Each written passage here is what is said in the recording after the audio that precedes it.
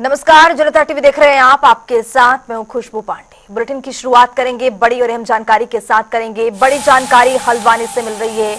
हल्द्वानी दौरे पर रहेंगे सीएम पुष्कर सिंह धामी। कई योजनाओं का लोकार्पण और शिलान्यास करेंगे। कुमाऊं द्वार महोत्सव में भी शामिल होंगे मुख्यमंत्री पुष्कर सिंह धामी। तो इस वक्त की बड़ी और अहम जानकारी आपको दे रहे हैं। हल्द्वानी दौरे पर रहेंगे मुख्यमंत्री पुष्कर सिंह धामी।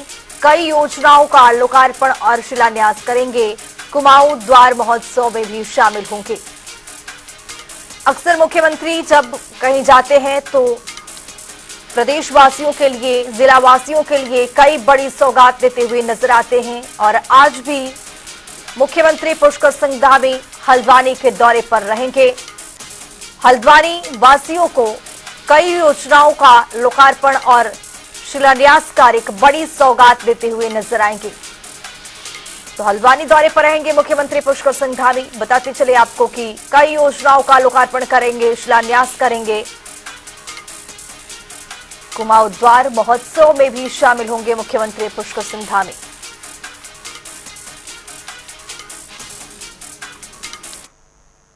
बुलेटिन में आगे बढ़ेंगे। देहरादून में नियुक्ति पत्र वितरण समारोह का आयोजन किया गया, जिसमें विभिन्न विभागों में चयनित अधिकारियों को सीएम धामी ने नियुक्ति पत्र प्रदान किया है। इस दौरान उनके साथ कैबिनेट के कई मंत्री भी मौजूद रहे हैं।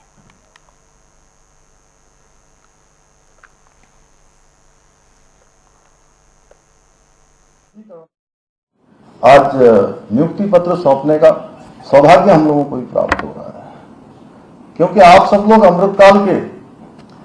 अमृतकाल के सिपाही हैं, अमृतकाल के कर्मयोगी हैं, अमृतकाल के वो सहयात्री हैं जो आने वाले 25 साल में हमारे प्रधानमंत्री जी का जो स्वप्न और संकल्प है कि भारत 2047 में जब हम आजादी की शताब्दी मना रहे होंगे, भारत उस समय विकसित भारत के रूप में हम सब उस स्वप्न को पूरा कर रहे होंगे जो आज देखा जा रहा है।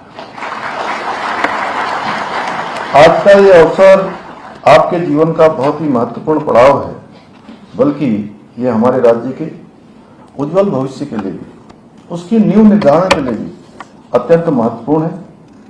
मुझे पूरा विश्वास है कि ये 19 विभागों में 289 से अधिक अधिकारियों की जो नियुक्ति है, इससे निश्चित रूप से आदरणीय प्रेमचंद जी कह रहे थे कि इनका विभाग मजबूत होने वाला है। इनके विभाग के साथ साथ सारे विभाग हम सबके सारे विभाग सशक्त होने वाले हैं, सभी मजबूत होने वाले हैं और इससे हमारे शासन को और इस व्यवस्था को एक नई गति मिलेगी, एक नई प्रगति मिलेगी और एक नई दिशा मिलेगी। मेरा हमेशा से मानना है कि युवाओं के लिए रोजगार के अवसर तैयार करना, ये राष्ट्र निर्माण की जो प्रक्रिया है उसका एक बहुत ही अहम हिस्सा है, क्योंकि किसी भी देश के लिए उसके युवा ही उस राष्ट्र के निर्माण में, उस राष्ट्र के विकास में महत्वपूर्ण योगदान देते हैं। और मुझे कहते हुए खुशी हो रही है कि 4 जुलाई 2021 को मुझे भी ये जो जिम्मेदारी मुख्य सेवक के रूप में मिली थी और उसी दिन पहली कैबिनेट में ये संकल्प हमने लिया था, हम सब लोगों ने लिया था कि हम राज्य के अंदर जितने भी हमारे पद रिक्तियां हैं उन सभी पदों को भरेंगे। और उस समय हमने संकल्प लिया था कि लगभग 24,000 नियुक्तियां उस समय रिक्त थी। लेकिन मुझे आज आप सबको बताते हुए खुशी हो रही है कि इन 3 सालों में आनंद जी कितने 17,500 से ज्यादा नियुक्तियां आज की तिथि तक संपन्न हुई। और ये केवल युवाओं को रोजगार प्रदान करने तक ही सीमित नहीं है, हम इस दिशा में बहुत गंभीर प्रयास कर रहे हैं कि इन जो परीक्षाएं हैं, ये परीक्षाएं सभी पारदर्शी तरीके से हों, निष्पक्ष तरीके से हों और जो योग्यता, क्षमता और प्रतिभा वाले हमारे प्रतिभागी हैं, उन सबको चयन का अवसर मिले। और मैं सच बताऊं तो इस बार जो पीसीएस परीक्षा का जो हमारा परिणाम आया, उस परिणाम के बाद मैं प्रदेश के अंदर अधिकांश जिलों में मैं जा चुका हूं और कोई जिला मुझे ऐसा नहीं मिल रहा है जिस जिले में 10 से कम लोग सेलेक्ट हुए हैं। 10 से अधिक संख्या है हर जिले की। और जब उनके माता पिता मिलते हैं और वो धन्यवाद देते हैं सरकार का, तो मैं कहता हूं कि धन्यवाद मेरा, मेरे सहयोगियों का तो जो है हमारा योगदान है, लेकिन इसमें सबसे बड़ा योगदान किसी का है तो देवभूमि उत्तराखंड की देवतुल्य जनता का है, जिन्होंने हमको ये अवसर दिया कि राज्य के इतिहास में जो एक परिपाटी थी, एक मिथक था, उस मिथक को बदला और हमको सेवा करने का अवसर मिला। जो हमारा संकल्प था, उस संकल्प को उन्होंने रुकने नहीं दिया। अनवरत रूप से उस संकल्प को आगे बढ़ाने का हमने काम किया। आप सभी को भली बात याद होगा कि पहले किस प्रकार से धांधलियां हुआ करती थी, किस प्रकार से पेपर लीक होते थे, पेन ड्राइव पे नकल होती थी, क्वेश्चन बैंक बाहर आ जाया करता था, बड़े बड़े नकल माफिया उस पर हावी होते थे और हमारे नौजवान युवा भाई बहनों का उनके भविष्य के साथ खिलवाड़ होता था। गरीब माता पिता के बेटे और बेटियों का हक मारा जाता था, उनकी योग्यता, प्रतिभा, क्षमता के साथ अन्याय होता था और योग्य जो उम्मीदवार थे उनको अवसर नहीं मिलते थे, जो प्रतिभाएं थी उनका आदर नहीं होता था। भाइयों बहनों, हमने इस सभी प्रक्रिया को बदला। पहले भर्ती प्रक्रियाओं में एक लंबा अंतराल लगता था और इस देरी का फायदा उठाकर जो भ्रष्टाचारी थे, रिश्वतखोर थे, वो अपना खेल खेलते थे। इसी कलंक को मिटाने के लिए हमने राज्य में देश का सबसे कठोर नकल विरोधी कानून लागू किया और भर्ती प्रक्रियाओं को पारदर्शी बनाने के लिए कानून को इतना सख्त किया कि अब कोई भी नकल माफिया, कोई भी भ्रष्टाचारी अब हमारे युवाओं के साथ, नौजवानों के साथ और गरीब माता पिता के बेटे और बेटियां जो प्रतिभा और योग्यता रखते हैं, उनके भविष्य के साथ खिलवाड़ कतई नहीं कर पाएगा। किसी भी कीमत पर उनके साथ खिलवाड़ नहीं होगा।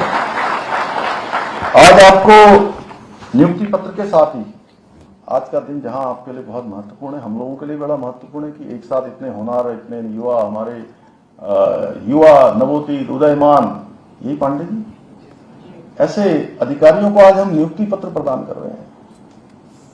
तो एक बड़ी जिम्मेदारी आज आप सबको मिल रही है, क्योंकि आज से आप सभी प्रदेश में सरकार और जनता के बीच में एक प्रमुख कड़ी के रूप में काम करने वाले हैं।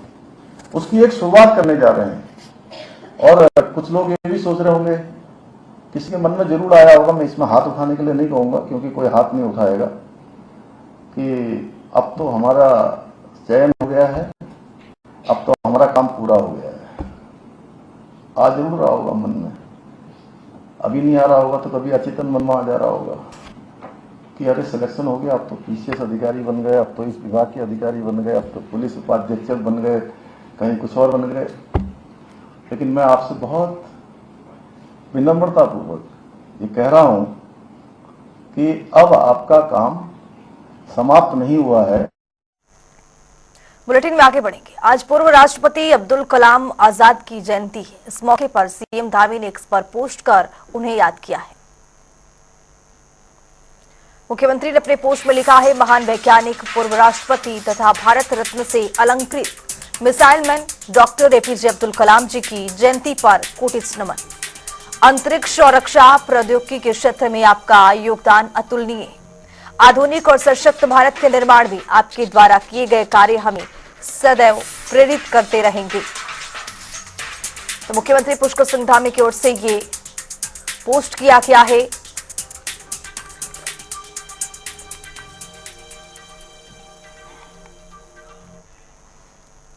इसी बीच एक बड़ी जानकारी मिल रही है, उससे आपको रूबरू कराएंगे। देहरादून से ये बड़ी जानकारी आ रही है, केदार घाटी को आपदा से निकालने का प्रयास जारी है। सरकार ने 48.36 करोड़ का पैकेज भी जारी किया है। बताते चले आपको कि पीडब्ल्यूडी की 29 सिंचाई की 12 योजनाएं शामिल हैं। 31 जुलाई को केदारनाथ सड़क बताते चलो कि आपको आपदा में बह गई थी, जिसको लेकर के ये सरकार की ओर से पैकेज जारी किया गया है। तो देहरादून से आपको बड़ी जानकारी दे रहे 31 जुलाई को केदारनाथ में आपदा आई थी, जिसको लेकर के बाहर निकालने के लिए, आपदा से निकालने के लिए सरकार का प्रयास जारी है। सरकार ने 48.36 करोड़ का पैकेज जारी किया है। पीडब्ल्यूडी की 29, सिंचाई की 12 योजनाएं शामिल हैं। तो सरकार की ये पहल अपने आप में काफी बड़ा है। सरकार लगातार प्रयास कर रही है कि जिस तरह से पहाड़ी क्षेत्रों में भूस्खलन देखा जाता है, उत्तराखंड के कई जगहों पर आपदा जैसी स्थिति बनती है, उसको उबारने के लिए पहल की शुरुआत की जा रही है। नवीन शुक्ला हमारे सहयोगी हमारे साथ जुड़ चुके हैं इसी खबर पर ज्यादा जानकारी के साथ। नवीन, सरकार की ओर से एक पहल की जा रही है ताकि केदारनाथ में जिस तरह से आपदा आई थी, सड़कें बह गई थी, तमाम तरीके के हानि पहुंचे थे, उसको किसी तरह से पहलू पर लाया जाए। क्या अपडेट? जी, निश्चित तौर पर देखा जाए तो केदारनाथ को लेकर लगातार जो वहाँ पे पुनर्निर्माण के कार्य हो, चाहे सड़क चौड़ीकरण की बात हो, या फिर वहाँ विस्थापन की जो बात हो, तमाम चीजों को लेकर सरकार पूरी तरीके से गंभीर है। खुद मुख्यमंत्री पुष्कर सिंह धामी जो केदार घाटी में जो पुनर्निर्माण के कार्य चल रहे हैं उसकी मॉनिटरिंग कर रहे हैं। और इसके साथ ही अगर केदारनाथ धाम की बात की जाए तो वहाँ पर मुख्यमंत्री पुष्कर सिंह धामी ने तमाम सारे वहाँ के लोगों को सौगातें दी हैं, चाहे सड़क की बात की जाए या तमाम चीजों की बात की जाए। और इसके साथ ही जो आधारभूत राशि जो जापान त्योड़ी जो मोटर मार्ग है तो उसके सुधारीकरण के लिए 4 करोड़ 71 लाख रुपए की जो स्वीकृति है उसे देने का काम किया गया है। इसके साथ ही धनौतरिया मोटर मार्ग है, वहाँ पर 4.5 किलोमीटर की सुधारीकरण और डामरीकरण के लिए 3 करोड़ 68 लाख रुपए की स्वीकृति दी गई है। और साथ ही तमाम जो वहाँ की जो व्यवस्थाएं हैं उसे किस तरीके से पट्टी पे लाया जाए, कदम किया जाए, इसको लेकर प्रदेश सरकार लगातार इस पे काम कर रही है और प्रदेश सरकार इसको लेकर गंभीर भी है। नवीन, जिस तरह से ये बड़ा पैकेज का ऐलान किया गया है, सरकार की ओर से दिया गया है, जो ये पैकेज है वो किस तरह से इस्तेमाल किया जाएगा, किन किन योजनाओं को विस्तार दिया जाएगा इस पैकेज से? देखिए, निश्चित तौर पर जो ये पैकेज मिला है, चाहे वहाँ की सड़क की सुधारीकरण की बात हो या फिर पुनर्निर्माण की बात हो, इन तमाम चीजों को लेकर इस पर काम किया जाएगा। और कहीं ना कहीं खुद मुख्यमंत्री पुष्कर सिंह धामी अभी पिछले दिनों प्रधानमंत्री नरेंद्र मोदी से मिले थे, जहाँ पर उन्होंने केदारनाथ घाटी के पुनर्निर्माण और जो कार्य कर रहे हैं उसकी बारे में भी जानकारी दी थी। और केंद्र से भी लगातार केदारनाथ के लिए जो है सौगातें मिल रही हैं। खुद प्रधानमंत्री नरेंद्र मोदी जब भी उत्तराखंड दौरे पे आते हैं तो कहीं ना कहीं कुछ सौगात जरूर उत्तराखंड वासियों को मिलती है। और खासकर उनका विशेष लगाव केदारनाथ धाम को लेकर है, तो इसको लेकर भी मुख्यमंत्री पुष्कर सिंह धामी ने वहाँ प्रधानमंत्री नरेंद्र मोदी से मुलाकात की थी और तमाम जो यहाँ पर कार्य चल रहे हैं उसके बारे में तमाम विस्तृत जो जानकारी है उसे भी साझा करने का काम किया था। और खुद मुख्यमंत्री पुष्कर सिंह धामी जी लगातार केदार घाटी की जो कार्य हो रहे हैं उसकी मॉनिटरिंग करने का काम कर रहे हैं। नवीन, इस पैकेज के माध्यम से एक बड़ा संदेश देने की कोशिश की जा रही है जनता के बीच में, क्योंकि केदारनाथ में चुनाव भी है, एक सीट पर उपचुनाव होना है। देखिए, निश्चित तौर पर कहीं ना कहीं जो केदारनाथ धाम में उपचुनाव होने हैं उसकी तैयारियों को लेकर राजनीतिक दलों जो दल हैं अपना समीकरण साधने में लगे हुए हैं। लेकिन सबसे बड़ी बात यह है कि जो 31 जुलाई की आपदा की बात है उस मद में अब वहाँ पर किस तरीके से काम किया जाए, किस तरीके से जो वहाँ की सड़कें हैं जो क्षतिग्रस्त हुई है, जो मार्ग क्षतिग्रस्त हुए या फिर अन्य जो दिक्कतें आई हैं उसे किस तरीके से सुधारा जाए, इसका विशेष रूप से ध्यान रखा जा रहा है। और सरकार भी इस पर लगातार फोकस कर रही है। साथ ही अगर ये जरूर कह सकते हैं कि केदारनाथ उपचुनाव है तो राजनीतिक दल अपने अपने तरीके से जनता के बीच में जाने का प्रयास कर रहे हैं। जहाँ सरकार तमाम चीजों को व्यवस्थित करने का काम कर रहे हैं, तो वहीं अगर कांग्रेस की बात करें तो जो तमाम मुद्दे हैं, जो वहाँ के जो मुद्दे हैं, स्थानीय मुद्दे हैं, उसको लेकर जनता के बीच में जाने का काम कर रही है। क्योंकि आप देखिए, भले ही अभी केदारनाथ सीट को लेकर जो प्रत्याशियों की घोषणा हुई है या फिर तमाम की जो तिथियों की घोषणा हुई हो, लेकिन राजनीतिक दलों का लगातार विशेष रूप से केदारनाथ सीट पर विशेष फोकस दिखाई देता हुआ नजर आ रहा है। बहुत शुक्रिया नवीन तमाम जानकारी साझा करने के लिए। तो बताते चले आपको कि 31 जुलाई तक के लिए बता दें कि जिस तरह से आपदा देखा गया प्रदेश में, ज्यादातर केदारनाथ में देखा गया था, उन सब चीजों को लेकर के सरकार की ओर से एक बड़ा पैकेज को रिलीज किया गया है। पीडब्ल्यूडी की 29 योजनाएं शामिल हैं। 31 जुलाई को केदारनाथ में एक बड़ा आपदा देखा गया था, सड़कें क्षतिग्रस्त हो गई थी।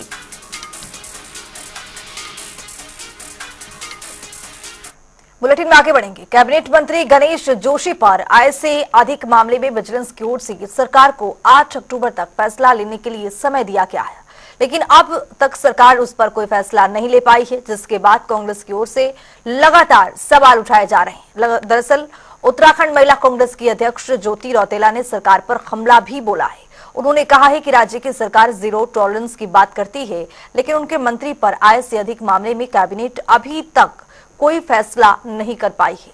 ऐसे में नजर आता है कि सरकार भ्रष्ट है। देखिए, इससे साफ पता चलता है कि जो भाजपा की सरकार, धामी सरकार ये बोलते हैं कि हम भ्रष्टाचार मुक्त सरकार चला रहे हैं, जब उनके मंत्री के ऊपर भ्रष्टाचार के आरोप लगती है तो ये चुप्पी साध देती, गूंगी बैरी हो जाती है। इनको तो एग्जाम्पल सेट करने की जरूरत थी। गणेश जोशी पे जो आरोप लगे थे, उनको सीधे सीबीआई जांच की जो मांग विजिलेंस ने करी थी उसको स्वीकार करना चाहिए था। दूध का दूध पानी का पानी भी हो जाता है, पता चल जाता है कि सरकार भ्रष्टाचार में लिप्त है या नहीं है।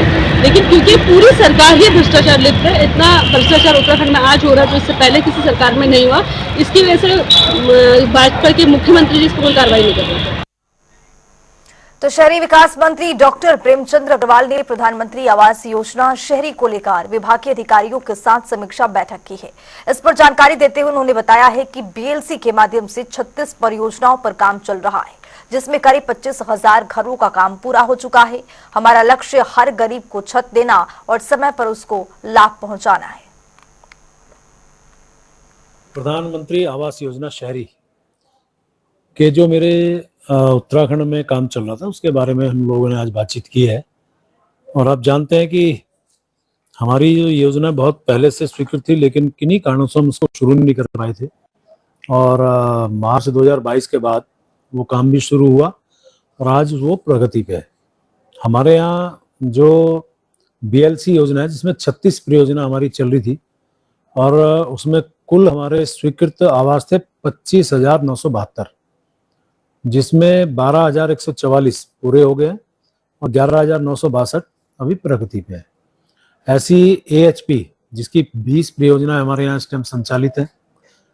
आप ये कह सकते हैं इसमें कि 15,960 इसमें आवास स्वीकृत हुए थे, जिसमें 14,248 हमारे निर्माणाधीन है और 1,696 पूरे हो गए।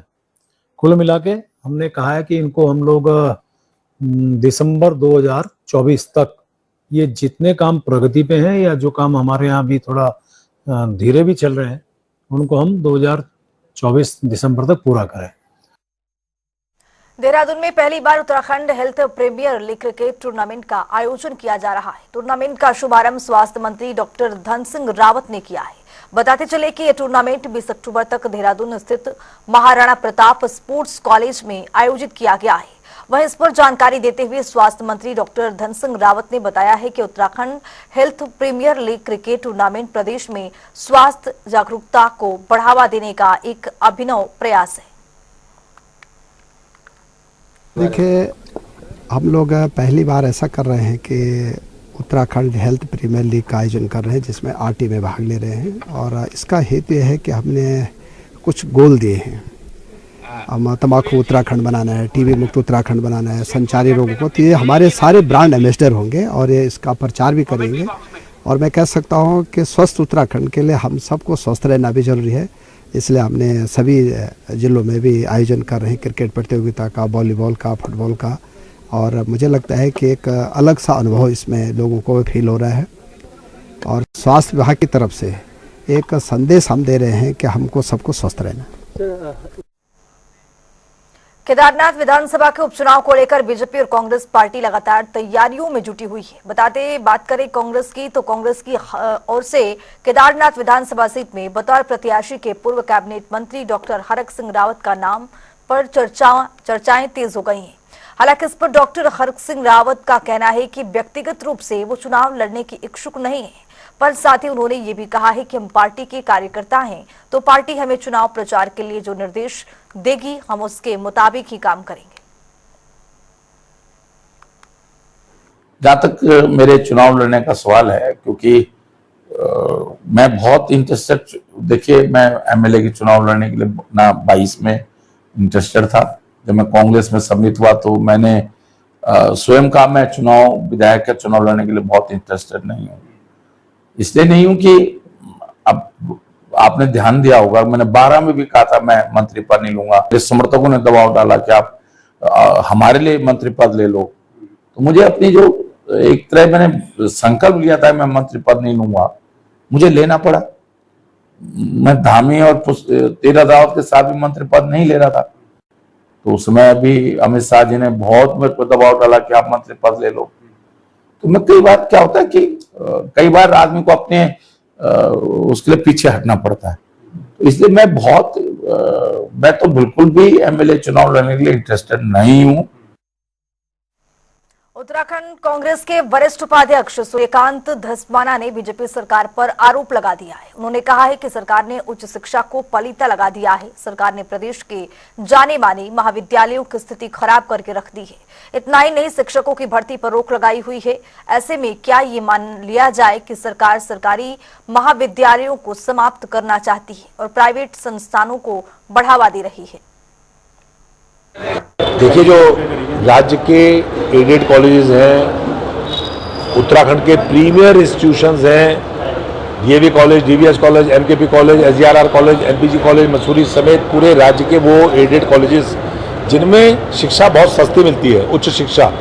आपको लॉ करना हो डीएवी कॉलेज से तो आप 11,500 रुपये में लॉ कर लेंगे 3 साल का, लेकिन आप वही लॉ करने प्राइवेट यूनिवर्सिटी में जाएंगे तो 4.5-5 लाख रुपया आपका लगेगा। सरकार की साजिश है कि इन एडेड कॉलेजेस को खत्म करो, प्राइवेट यूनिवर्सिटीज को बढ़ावा दो। 26 प्राइवेट यूनिवर्सिटीज पाइपलाइन में हैं, जिनको सरकार आने वाले समय में विधानसभा में एक्ट ला करके बनाने जा रही है। ये क्या साजिश है?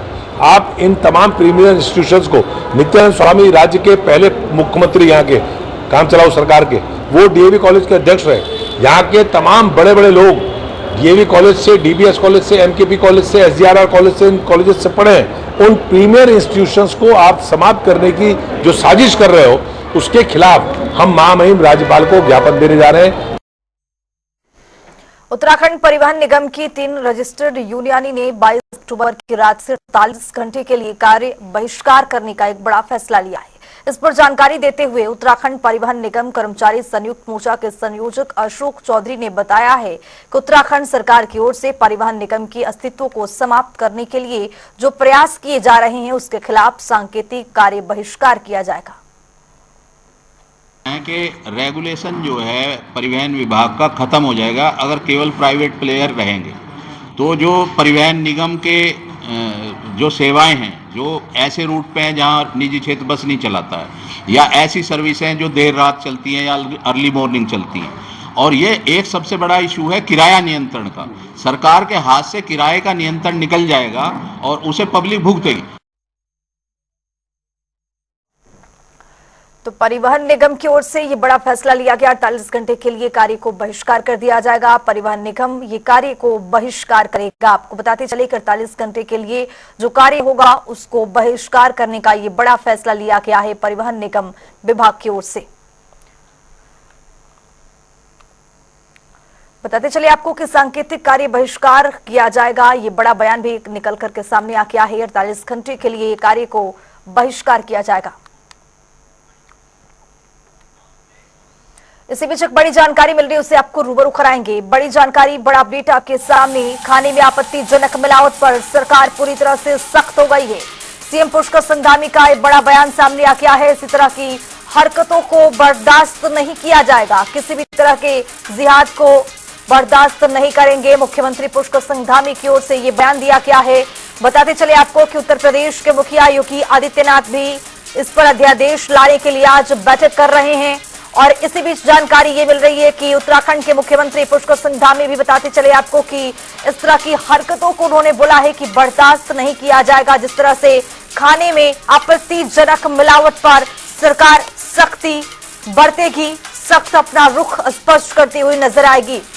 तो इस तरह की हरकतों को बर्दाश्त नहीं किया जाएगा। मुख्यमंत्री पुष्कर सिंह धामी भी पूरी तरह से सख्ती बरतते हुए नजर आ रहे हैं। मुख्यमंत्री पुष्कर सिंह धामी की ओर से कहा गया है कि किसी भी तरह के जिहाद को बर्दाश्त नहीं करेंगे।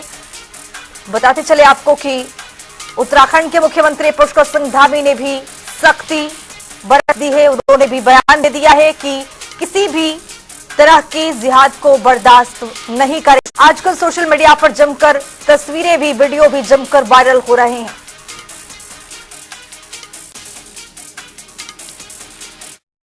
बहुत बड़ी खराबी है और शुद्ध खाना सभी को मिलना चाहिए, शुद्ध मिलना चाहिए, कोई बिना मिलावट के मिलना चाहिए। और थूक जिहाद जैसे जो जिस प्रकार से खाने को प्रदूषित करने का ये जो वीडियो आया है, ये बहुत ही खराब है। इससे केवल यही नहीं, पूरे देश दुनिया के अंदर इस प्रकार से लोगों के अंदर एक गलत मैसेज जाता है। इसलिए मैंने कहा कि थूक जिहाद हो या लैंड जिहाद हो, वो देवभूमि में तो कतई भी इसको वो नहीं हो सकता, स्वीकार करने योग्य नहीं है। और इसके लिए हमने आज अधिकारियों के साथ बैठक भी की है, उसमें सख्त निर्देश दिए हैं। सभी जिलों में हमारे खाद्य विभाग के लोग, अन्य विभागों के लोग इसमें सख्ती से अभियान चलाएंगे कि इस प्रकार की घटनाएं कहीं भी न हो। तो फिलहाल इस बुलेटिन में अभी के लिए इतना ही। देश और दुनिया के तमाम खबरों के लिए बने रहिए जनता टीवी के साथ।